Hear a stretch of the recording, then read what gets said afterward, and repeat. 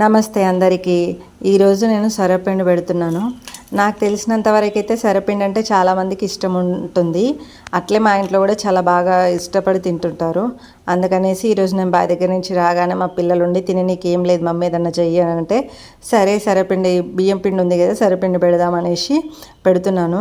కాకపోతే ఒక్కొక్కరిది ఒక్కొక్క స్టైల్లో పెడుతుంటారు. ఈరోజు నా స్టైల్లో నేను ఎలా పెడతానో మీకు చూపిస్తాను.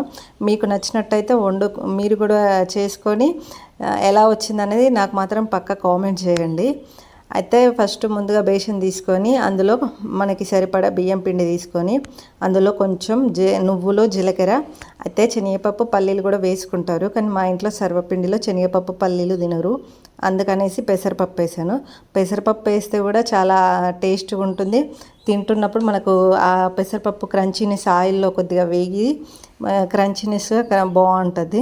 దాంట్లో ఇంకా సరిపడా కారం, ఉప్పు, అల్లం ఎల్లిగడ్డ వేసుకొని ఫస్ట్ చేత్తో అంతా పిండిలో కలిసేలాగా ఇట్లా కలపాలి.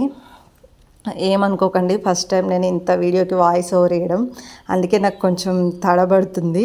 ప్లీజ్ కొంచెం అడ్జస్ట్ చేసుకోండి. తర్వాత ఆ పిండిని మొత్తం చేత్తో కలిపినాక కొన్ని నీళ్ళు పోసుకుంటూ ముద్దలాగా విసుక్కోవాలి. అయితే కరివేపాకు నేను వేయడం మర్చిపోయాను, అందుకే మళ్ళీ మధ్యలో కలిపి వేస్తున్నాను. మన దగ్గర కళ్యామాకి కాకుండా పుదీనా కొత్తిమీర ఉంటే కూడా వేసుకోవచ్చు. ఇష్టం ఉంటే మునగాకు ఇంకా ఆకుకూరలు కూడా వేసుకొని చేసుకోవచ్చు.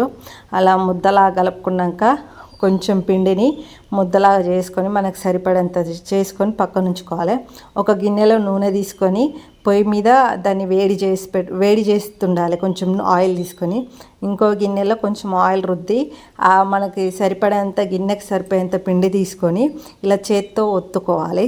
చేత్తో అంతా మంచిగా ఒకే రకంగా వచ్చేటట్టు చేత్తో ఒత్తుకొని మంచిగా చుట్టూ అంటే ఒక దగ్గర మందం పలచగా కాకుండా అన్నిటి దగ్గర ఒకే రకంగా వచ్చేటట్టు మంచిగా నీట్గా ఒత్తుకోవాలి. ఇట్లా మన మట్ట వేళ్ళతోటి ఒత్తుకోవాలి చేతితోటి. తర్వాత మనము వీటికి కొంచెం హోల్స్ పెట్టాలి అక్కడక్కడ.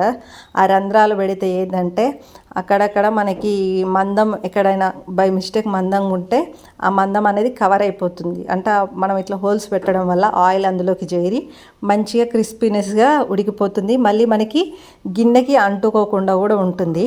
ఇప్పుడు దీన్ని తీసుకెళ్ళి స్టవ్ మీద పెట్టాలి.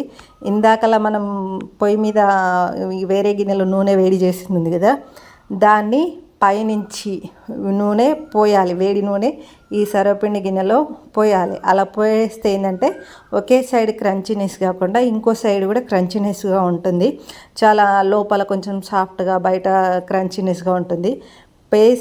పోసినాక ఒక 5 minutes చుట్టూరుగా కాల్చుకుంటుంటే మనం దాన్ని తీయకుండా అదంతలా అదే ఊడిపోతుంది. చూడండి ఎలా తిరుగుతుంది ఇలా తిప్పినప్పుడు.